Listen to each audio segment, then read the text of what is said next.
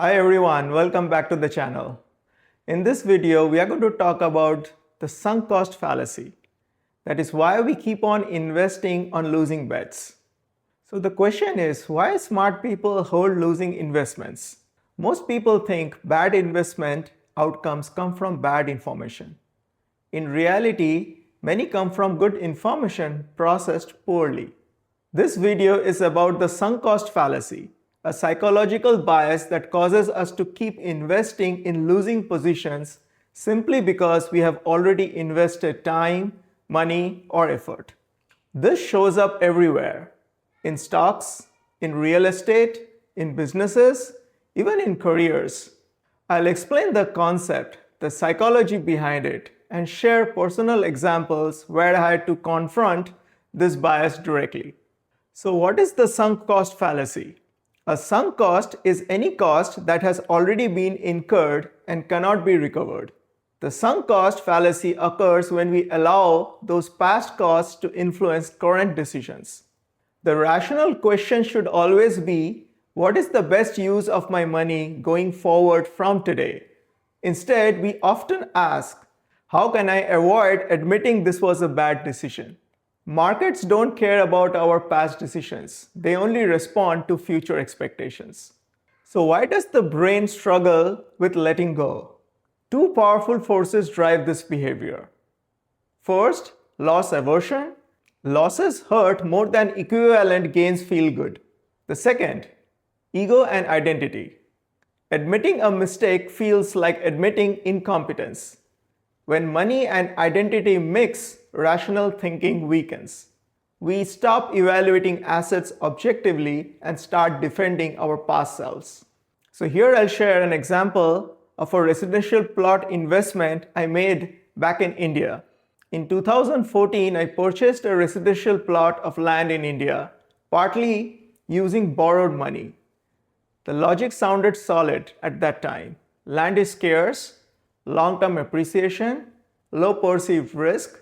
Over the next decade, development expectations in that area didn't materialize. Liquidity remained poor. My inflation-adjusted returns are negative. In real terms, I'm losing money. For years, I told myself prices will eventually rise, infrastructure will come up in that area, something will change. But these were hopes, not updated investment thesis.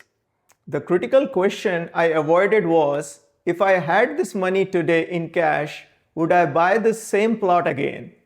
The honest answer is no. Selling felt painful, not because the future was promising, but because the past was expensive. So now I'll share another example of purchasing small cap and micro cap stocks, which I would say were more of an experiments. I encountered the same bias earlier with small cap and micro cap stocks in India. Between 2015 and 2016, I purchased a basket of small and micro cap stocks, what I believed was value investing. I spent significant time building valuation models, reading financial statements, convincing myself I had developed a new skill. Emotionally, these stocks became my experiments. By 2018, it became clear they lacked durable competitive advantages. Business models were weak. Management quality was questionable. Growth visibility was poor. Cheap valuations alone weren't enough. So cutting losses are rational but uncomfortable. I sold several of these positions in 2018 at a significant capital loss. But that decision had two important outcomes. Capital could be redeployed into better assets. Losses could be used for tax harvesting to offset other gains. This is where rational finance reasserts itself. Losses are not failures, they are data and learning costs. Holding on would not have made the businesses better. So what were my key lessons from both these experiences? I had three clear lessons. Past effort does not justify future allocation. Liquidity matters more than most people realize. Good analysis without business quality is incomplete. Value investing is not about buying cheap numbers. It's about buying businesses that can compound.